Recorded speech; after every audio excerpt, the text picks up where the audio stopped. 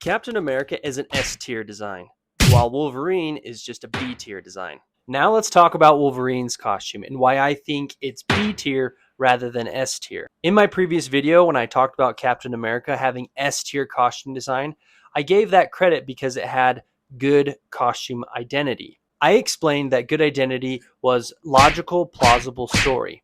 But that's not the only thing it needs. Watch the movie. This has some story behind it of why his suit's yellow, and it does have some little beats to why it is the way it is. However, the reason I think it's B tier is because I can't help but see that it's just a derivative of Captain America's suit. Everything since that Captain America suit that came out, the first Avenger, every suit has been some sort of woven in armor into fabric derivative of the Captain America suit. Most superhero suits kind of look like that now. Now, I am by no means an expert when it comes to X-Men comics.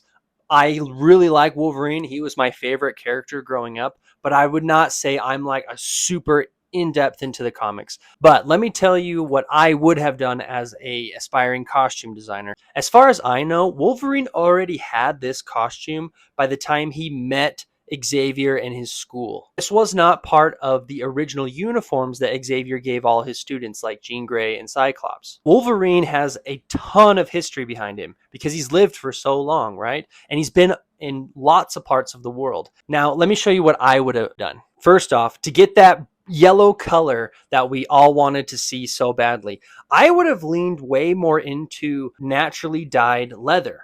We know Wolverine grew up in Canada and he spent a lot of time with the Native American culture and he spent a lot of time outdoors. It would totally make sense to me that if he had some sort of suit made of skin that was naturally dyed yellow. We also know that Wolverine spent a lot of time in Japan around the World Wars. Now, look at all these different Oni masks. I think it would have been so cool, took inspiration from an Oni mask, chopped off the bottom and kept the top half and did some sort of stylized version of an Oni mask to give that helmet. Now, I would have done something like this. I would have had deer hide that had been tanned and dyed yellow, and then I would have had an Oni mask that had the bottom removed and had just the top, so that way he could still bare his teeth and yell and scream and sniff. Then it would have come together to look like this, but made out of natural materials and would have told a much different story. And by the time he got to the Xavier School for Gifted Youngsters, he would have had this amazing costume. And at that point, he would have just gotten a belt from Xavier that he would have put on.